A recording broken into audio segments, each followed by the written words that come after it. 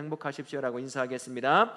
예수님 때문에 행복하시기 바랍니다. 예수님으로 인해 행복한 우리 성도님 되시기 바라겠습니다. 우리가 읽었던 이사야 21장 말씀은 이방 나라들을 향한 하나님의 심판에 관한 선포입니다. 바벨론도 나오고 에돔도 나오고 아라비아도 나오죠. 그런데 여기에 참 희한한 하나님의 음성 하나가 들려옵니다. 가장 중요한 것이라고도 볼 수가 있죠. 너는 파수꾼을 세우라라고 하는 말씀이 6절 말씀에 나옵니다. 이방을 향한 경고의 메시지, 심판의 메시지를 선포하면서 하나님께서 이사야를 통하여 너는 파수꾼을 세우라라고 말씀하시는 음성을 듣게 되는 거죠. 하나님은 심판이 먼저가 아님을 아는 것입니다. 그래서 파수꾼을 세워서 먼저 하나님의 뜻을 보고 듣고 또 그리고 먼저 그것을 두고 기도하게 하여 심판이 그곳에 임하지 않도록 만들어줄 수 있는 사람, 그 사람을 세우라는 것입니다. 그게 오늘 우리가 함께 나눌 하나님의 음성이 되겠습니다. 먼저 하나님의 백성인 교회와 성도는 시대를 분별하는 파수꾼이 되어야 한다라는 것입니다. 6절 말씀에 다시 한번 읽어드리면 이렇습니다. 가서 파수꾼을 세우며 그가 보는 것을 보고하게 하되. 여러분, 파수꾼은 어디에 서는 사람입니까? 망대 위에 서는 사람입니다. 지금은 잘 보기가 힘들지만 그전에는 꼭 망대라고 하니까 전쟁이 나야 오래전에만 볼 수 있는 게 아니라 그전에는 수박밭에도 망대가 있었습니다. 높지는 않지만 망대가 있었고 여러 곳에 망대가 하나씩 있었습니다. 저도 수박 서리를 해봐서 아는데요, 망대에 항상 머물러 있지는 않아요. 근데 그걸 잘 피해서 따면 좋은데 한 번 걸린 데가 있어요. 그냥 발이 안 보이게 도망쳐 가본 적이 있지요. 잡혔으면 아마 여기 있을지 못할지도 모르겠습니다. 그때는 그런데 서리해도 그렇게 크게 혼나진 않았어요. 그냥 네 먹을 만큼만 이것저것 망치지만 말아라. 근데 지금은 어떻죠? 이젠 서리가 아니라 절도입니다. 바로 쇠고랑 차고 교도소에 가게 되는 거죠. 망대에 사람들이 섭니다. 그래서 누가 오는지 조금 높은 곳에서 평지에서는 볼 수 없는 것들을 미리 보게 만드는 게 파수꾼이 서는 망대입니다. 그 망대에 서는 파수꾼은 모두가 다 다른 일을 하고 잠을 자고 있어도 그 파수꾼만큼은 어떻게 해야 될까요? 절대로 자서는 안 됩니다. 다른 짓을 해서는 안 됩니다. 적이 쳐들어올 법한 곳, 도둑이 들어올 것, 그곳을 바라보면서 무슨 징조가 있는지, 누가 어슬렁거리는지, 먼지가 나는지, 부스럭 소리가 나는지 그것을 끊임없이 경계하며 바라봐야 되는 사람이 망대 위에 서서 경계하는 파수꾼의 일입니다. 그런데 자기가 지켜내는 사람들이 야, 아무 일도 일어나지 않잖아, 잠깐 내려와서 쉬고 자다가 해 라고 하는 그 말에 그냥 마음 놓고 경계심을 잃어버리고 내려와서 잔다면 바로 그날이 무슨 날일까요? 제삿날이에요. 죽는 날입니다. 바로 그때를 적군은 기다리고 있는 거죠. 파수꾼이 보이지 않는 그때가 이곳을 칠 최고의 기회구나 라고 하는 것을 아는 겁니다. 그래서 그때를 틈타 쳐들어오게 되는 겁니다. 그래서 파수꾼은 절대로 자서도 안 되고 그 자리를 비워서도 안 되는 것이 파수꾼의 임무라고 할 수가 있습니다.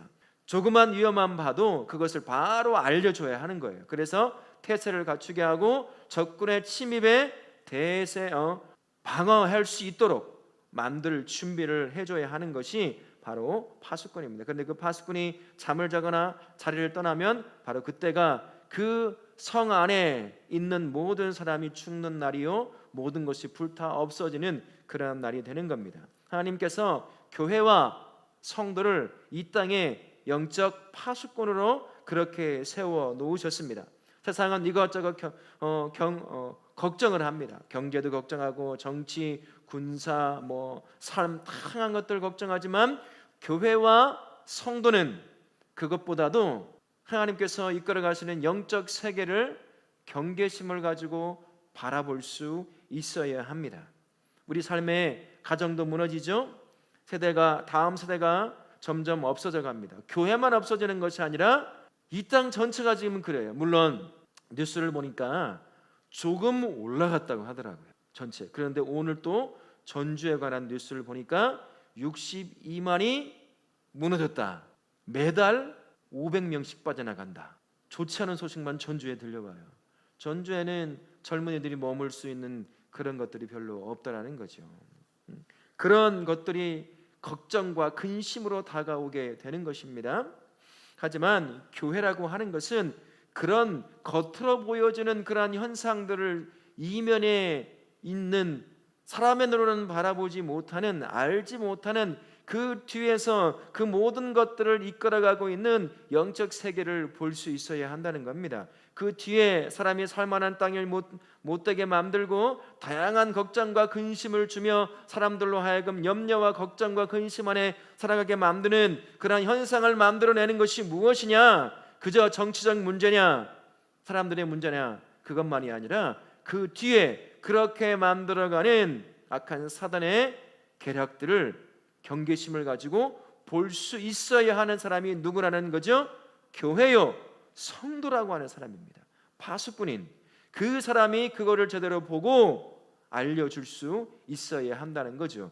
야, 아이들이 없어지네, 다 그러는데 뭐 어쩌겠어 라고만 여긴다고 한다면 어떻겠습니까? 교회가 있을 이유가 뭐가 있어요? 왜 그런 일이 현상이 발생하는 것일까? 왜 아이들이 그리고 다음 세대가 다음 세대를 향해서 믿음을 물려주는 일들이 이렇게 힘들고 그러다 보니까 모두가 야, 안 되나 보다, 여기까지인가 보다 라고 다 그렇게 여기며 포기하려고 하는 걸까? 그 이면에 뭐가 있는지, 보이지 않는 영적인 세계에 무엇이 작동하고 있는지 그것을 볼 수 있고 경고를 해줘야 되는 건 아니겠습니까? 그게 누가 하는 일이라고요? 교회가 하는 일이요, 성도, 파수꾼으로 세워진 저와 교회가 해야 될 일이다 라는 것입니다. 그러나 파수꾼이라고 하는 사람은 비판을 하는 사람이 아닙니다. 그러면 경고는 무엇으로 할까요? 그 경고를 제대로 발휘할 수 있도록 파수꾼을 세워진 교회와 성도는 무엇으로 하겠습니까? 기도하는 거예요. 우리는 그것을 아니까. 그래서 그렇게 이런 식으로 무너뜨리려고 하는 사단의 계략들을 보고 경계하니까 이 땅을 두고 교회를 두고 다양한 것들을 두고 마음에 품고 기도하는 것입니다. 비판하고 안 된다고 좌절하고 그러는 것이 아니라 그것을 품고 파수꾼으로 세움받았으니 기도하는 교회가 되어야 되는 것이죠. 기도하는 성도가 되어야 하는 것입니다. 그래서 오늘 이렇게 기도하시면 어떨까 싶습니다. 하나님, 다우라 교회가 시대를 분별하는 영적인 파수꾼이 되어서 영적인 흐름을 제대로 보고 그것을 품고 기도할 수 있는 교회요, 성도 되게 도와주십시오. 나라에 이런 나라가 알아서 하는 것이고 전주시는 전주시가 알아서 하는 것이고 이것은 당신이 알아서 하는 것이고 나는 내 가정만 두고 기도하면 돼 라고 여기는 영적 이기주의자가 아니라 영적 파수꾼으로 나라를 품고 민족을 품고 이 지역을 품고 함께하는 사람들을 품고 기도할 수 있는 영적 파수꾼의 그 부르심에 합당하게 오늘 그렇게 기도하게 도와주십시오 라고 기도하시는 우리 성도님들 되실 수 있기를 바라겠습니다. 오늘 우리가 주신 말씀 중에 또 하나님의 백성인 교회와 성도는 하나님의 때를 기다리며 끝까지 깨어 있어야 한다라는 것입니다. 8절 말씀에 파수꾼은 이렇게 외칩니다. 주여, 내가 낮에 늘 망대에 서 있었고 밤이 새도록 파수하는 곳에 있었습니다. 낮에도 태양이 장렬하게 내릴 적인 그때도 망대에 있었고 캄캄한 그 밤, 무시무시한 그 밤에도 눈을 부릅뜨고 망대에 서서 내가 지켜야 될 것들을 지키며 경계했습니다. 무슨 말일까요? 이 말에 숨겨져 있는 것은 그런데도 아무 일 일어나지 않던데요. 파수꾼에게서 이런 말이 나와야 될까요? 파수꾼에서 이런 말이 나오면 안 됩니다. 파수꾼은요, 일이 있어도 일이 없어도 그가 있어야 될 곳은 어디죠? 망대입니다. 거기에서 뭘 해야 되죠? 경계하며 지켜내야 되는 거예요. 그리고 경고를 발해야 하는 겁니다. 부스럭 소리가 나면 종을 울려서 적이 쳐들어온다고 다 알려줘야 하는 사람이에요. 근데 잠시 잠잠해요. 아무 문제가 없네. 아유, 좀 쉬다가 깜깜한데 좀 잠 좀 자다가 일어나서 하면 되겠지 라고 하는 그 순간 뭐가 일어난다는 거죠? 적이 쳐들어와 성 안에 사람이 다 죽는 때가 바로 그때라는 것입니다. 아무 일 일어나지 않는다고 우리는 그 자리를 떠나서는 안 되는 거죠. 멈춰서는 안 되는 겁니다. 경계하는 것, 그리고 경고를 바라는 것을 멈추어서는 안 된다라는 것입니다. 적이 올 때 우리는 알지 못해요. 언제 올지 모릅니다. 적이 쳐들어올 때 내일 10시에 북쪽문으로 내가 100명이 쳐들어올 거야 라고 말하는 적이 있을까요? 계략을 피려고 그럴 수는 있겠지요. 그러나 적은 그렇게 오지 않아요. 가장 힘든 때, 그때가 어느 때일까요? 파수꾼에게는 새벽, 여러분이 그렇게 힘들어하는 새벽기도 나오는 그 시간이에요. 그 시간이 가장 힘든 시간이에요. 바로 그때를 노립니다. 그런데도 그때도 눈을 부릅뜨고 지켜내야 한다는 거예요. 그게 파수꾼입니다. 일이 있건 없건 상관이 없어요. 그 자리를 지키며 경계를 하고 부스럭 소리가 나고 무엇인가 움직이면 적이 온다고 바로 알려줄 수 있는 사람이 파수꾼이 되어야 한다라는 것입니다. 묵묵히 그 자리를 지켜야 하는 것이죠. 파수꾼인 교회와 성도가 하는 기도도 마찬가지입니다. 내 삶의 문제 별로 문제가 없어요. 교회도 별로 문제가 없어요. 문제가 있어도 내가 보니까 내 힘으로 다 해결할 수 있는 것들이야. 그냥 기도할 이유가 별로 없어. 근데요, 제 경험해 보면 그때가 기도할 때더라고요. 문제가 있으면 문제가 있으니까 기도하지 않을 수가 없어요. 안 하면 나 죽게 생겼으니까. 근데 사단은 어느 때 노릴까요? 평안할 때, 문제 없을 때. 그때 대부분의 성도는 경계라고 할 수 있을 기도줄을 끊는 때거든요. 나중에 문제 한번 터지면 이제 그때 울며 불며 콧물 질질 짜면서 내가 그때 왜 그랬을까요? 하나님 용서해 주세요. 그때 나오죠. 그걸 당하기 전에 평안할 때부터 기도를 쌓아놔야 됩니다. 그런데 그걸 못해요. 야, 문제 없네. 아이고, 기도 좀 뺀다고 안 한다고, 뭐 예배 좀 뺀다고, 아우, 야, 아무 문제 안 생기더라. 나는 예배 빼면 내 다리 분질러지는 줄 알았거든. 내 자식 죽는 줄 알았더니 아무 일도 안 일어나. 문제 하나가 없네. 그러니까 그 다음부터 어떻게 될까요? 경계심이 와르르 무너져 버리는, 바로 그때가 내 영혼의 성이 무너져가는 때입니다. 다시 쌓으려면요 정말 힘들어진 때예요. 그러니 여러분, 기도의 그 자리가, 우리가 영적인 파수꾼으로 그 자리를 지켜내야 됩니다. 눈을 부릅뜨고 기도하는 파수꾼이 눈을 부릅뜨고 기도하고 있을 때 내 가정에 사는 거죠. 교회가 사는 것입니다. 내 남편이 사는 거고, 내 아내가 살고, 내 자식이 살아요. 이 땅에 삽니다. 이 땅이 왜 성도가, 교회가 요구하는 대로 가지 않을까요? 그 중에 하나가 바로 영적 파수꾼을 세워진 성도와 교회가 그 일을 다 하지 못했기 때문입니다. 나중에 뒷북치고 있는 거죠. 소 잃고 외양권 고치고 있는 거예요. 했어야 될 일을 안 하고 그저 하나님이 주신 복만 누리며 살다 보니까 이 영적 파수꾼의 역할을 제대로 못한 겁니다. 그러니 이제 주도권을 빼앗겨 버렸어. 영적인 주도권을요. 아무리 교회가 외쳐도, 성도가 외쳐도, 목사가 외쳐도 세상은 이제 어떤 시대가 돼버렸습니까? 듣지 않는 시대가 됐어요. 뭐라고 할까요? 너나 잘해라고 합니다. 그 시대가 지금 저와 우리가 교회를 세워가는 이 시대가 되었어요. 그전에는 거의 대부분 아마 100명 중 95명 이상이 교회에 한 번쯤 발을 디뎌본 경험이 다 있어요. 예수라는 이름을 한 번 이상 들어보는 사람들이 저와 우리가 전도해서 끌어와 이 안에 성도가 되게 한 사람들이 거의 대부분이었습니다. 저도 그 중에 한 명이었고요. 근데 지금은요, 실제로 예수의 이름을 못 들어본 다음 세대가 엄청나게 많아지고 있어요. 왜 그럴까요? 뿌리지 않거든요. 해봐야 소용없어. 오지 않아. 오지 않더라고요. 관심도 없어 보여요. 그런데 그때, 그러니까 포기한다, 내려놓는다.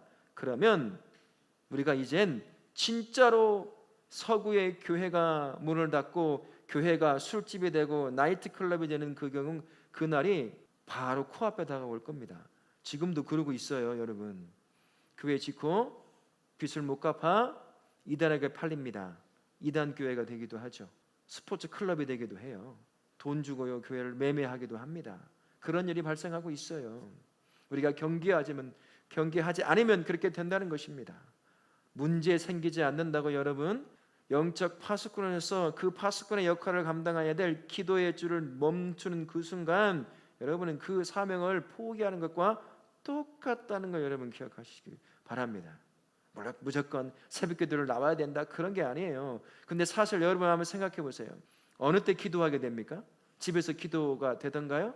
나는 집에서 10분 이상 집중적으로 기도할 수 있다. 그런 분 계셔요? 있어요? 없습니다. 그럼 어디서 기도해요? 그것도 못하는데 어디서 기도해요? 그러면 기도의 자리에 와서 기도해야 되는 거 아니겠어요?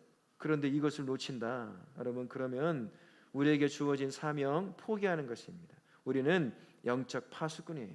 교회는 영적 파수꾼입니다. 세상이 썩어져 간다, 이렇게 문제다, 저런 문제다, 손가락질하기 이전에, 비판하기 이전에 우리가 파수꾼의 역할을 감당하지 못해서 이러한 일들이 끊임없이 벌어지는구나 라고 생각할 수 있어야 하는 거죠. 내가 작기 때문이에요. 내가 놀러 갔기 때문인 거죠. 그 자리에서 망대에 서서 지켜봐야 될 그때 아이고 아무 일 안 일어나네 그러면서 내가 놀러 가버렸기 때문인 거죠. 내가 쉬었기 때문인 것이죠. 그러니 여러분 우리 끝까지 깨어있는 영적 파수꾼의 삶을 사실 수 있기를 바랍니다. 오늘 기도하실 때 하나님 내가 영적 파수꾼입니다. 파수꾼으로서 있어야 될 그 기도의 자리에 내가 이제 멈추지 않기 원합니다 라고 그렇게 기도하며 기도에 대한 열망을 달라고 기도하실 수 있기를 바라겠습니다. 또한 하나님의 백성인 교회와 성도는 하나님의 승리를 믿고 다음대의 삶의 현장에서 선포해야 합니다. 9절 말씀에 이런 말씀이 있습니다. 함락되었도다 함락되었도다 바벨론이여. 여러분 바벨론이 그 당시는 어떨까요? 어떤 나라였을까요? 강대국이었습니다. 누가 봐도 그 나라는 멸망할 것 같아 보이지 않은 나라였습니다. 모든 나라를 집어삼킬 만큼 경제적, 군사적 다양한 면에서 주변국들이 따라올 수 없을 법한 그러한 것. 야, 저 나라는 안 망하겠네. 미국이 지금은 그렇지만 한 몇십 년 전만 해도 미국은 망하지 않는 나라라고 여겼을 거예요. 아마. 지금 어떤가요? 굉장히 흔들립니다. 중국에 바짝 뒤쫓기고 있지요. 200년 조금 넘는 나라인데도 그렇습니다. 이 땅엔 영원한 나라 없어요. 무너지게 되어 있습니다. 실제로 바벨론은 예언대로 무너집니다. 그리고 역사에서 사라져 버리게 되는 거죠. 세상은 참 강해 보입니다. 그리고 악은 더 크게 확대되어져 가는 것처럼 보여요. 우리 힘으로는 도저히 감당할 수 없는 그러한 시대에 놓여 있는 것 같아 보일 때가 종종 있습니다. 그러나 세상은 하나님을 이기지 못합니다. 세상은 하나님을 이기지 못하고 우리 하나님은 세상을 충분히 이기기도 남는 그러한 분이십니다. 바벨론에 함락되어 무너졌던 것처럼 예언대로 하나님의 말씀대로 그렇게 이루어졌던 것처럼 세상은 하나님을 이기지 못합니다. 오직 승리는 하나님에게만 주어져 있는 거죠. 그분이 말씀하시고 그 말씀을 성취해 가시면 그것을 이겨낼 수 있는 그 어떤 나라도 없다라는 것입니다. 우리는 그것을 아는 거죠. 그래서 영적 파수꾼으로서 세워진 그 자리에서 패배를 말하는 자들이 아니라 곧 승리를 이끌어 오실 그 하나님을 믿고 주어진 그 자리에서 그 승리를 선포하는 사람, 그 사람이 영적 파수꾼인 교회와 성도가 된다라는 것입니다. 우리 안에도 무너지지 않을 것 같은 문제들이 참 많이 있습니다.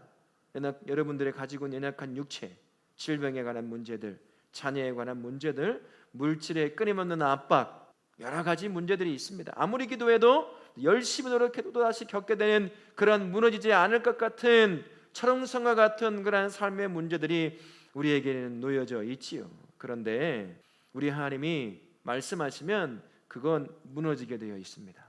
우리 하나님은 내 인생에 승리를 선포하시고 그 승리를 이루기 위해 역사하신다면 나를 짓누르던 그 어떤 문제도 우리 하나님 앞엔 굴복되어 무너질 수밖에 없는 거예요.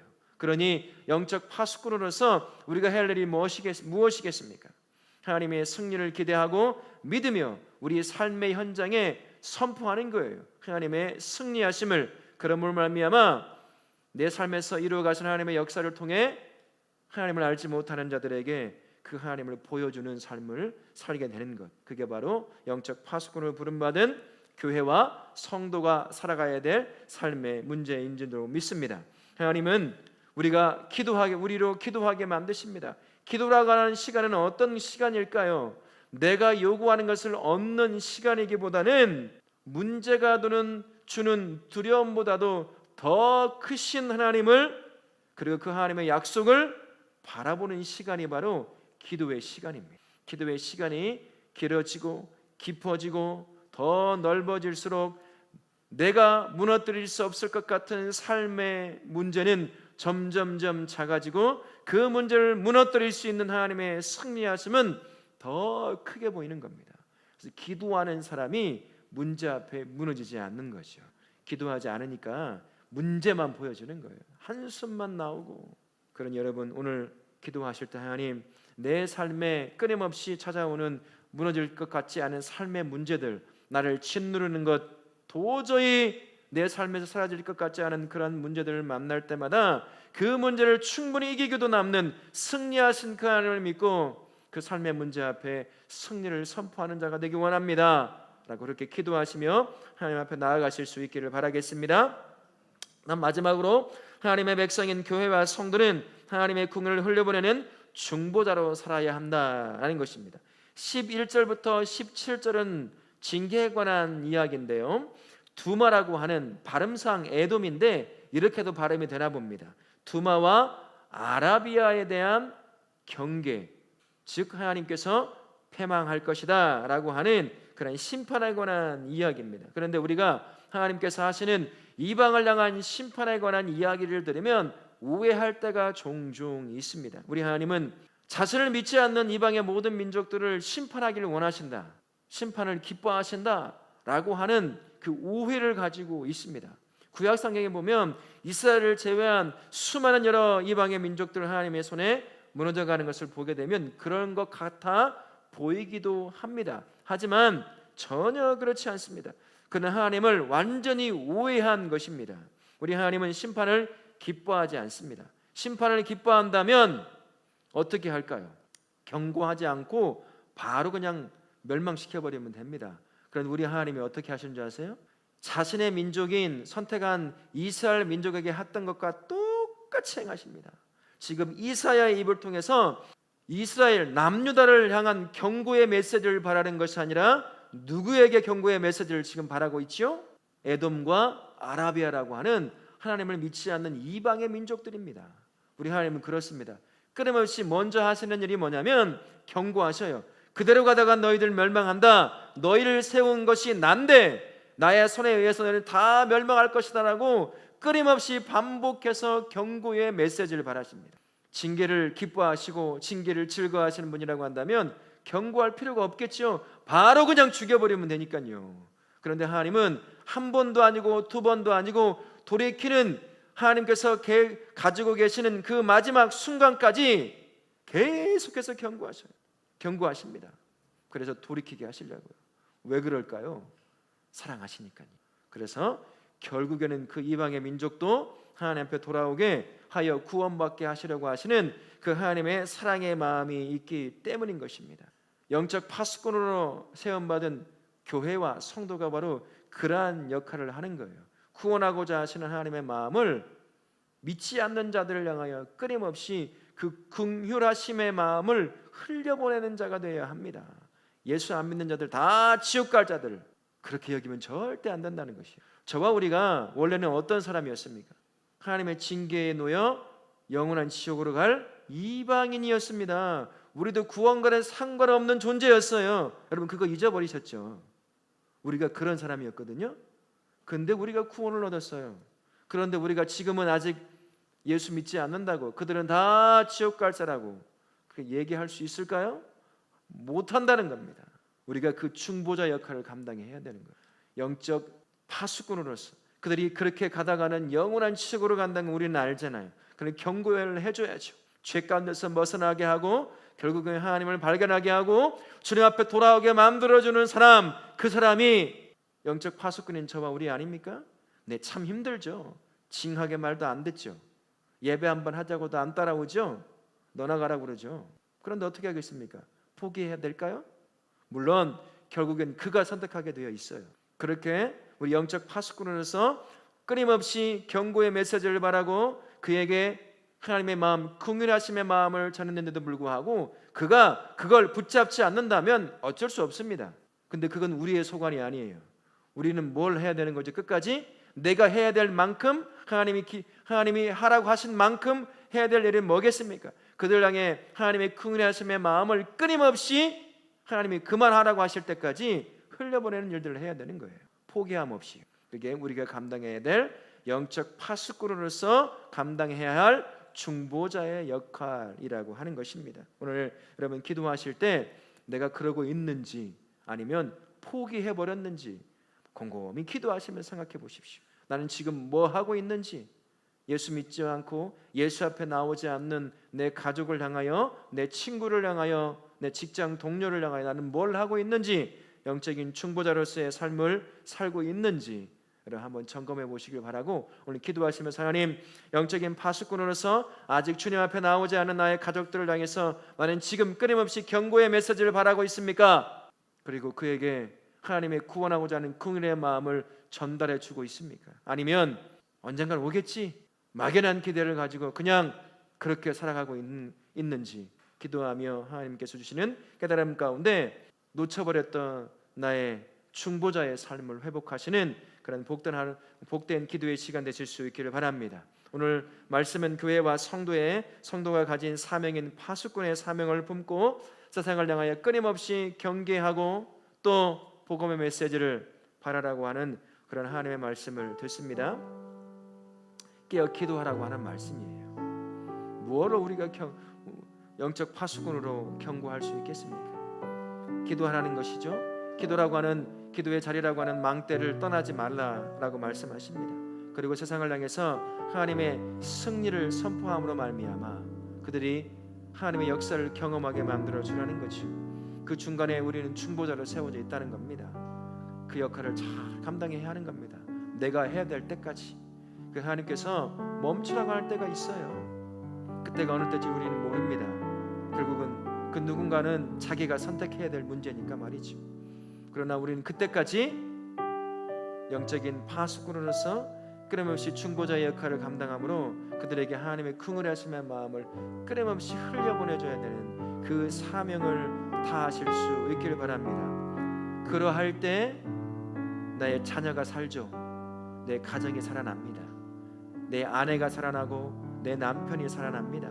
주님의 몸된 교회가 살아납니다. 내가 세워진 세상이 밝아지기 시작하게 되는 것이죠. 그렇게 오늘 부름받은 파수꾼의 사명 다하기를 원합니다. 내 능력으로 안 되니 하나님이 나의 능력 되어 주십시오라고 기도함으로 말미암아 저 우리 다락교회 모든 성도님들은 부름받은 파수꾼의 사명을 다하시는 복된 성도님들 되시기를 예수님의 이름으로 축원합니다. 아멘.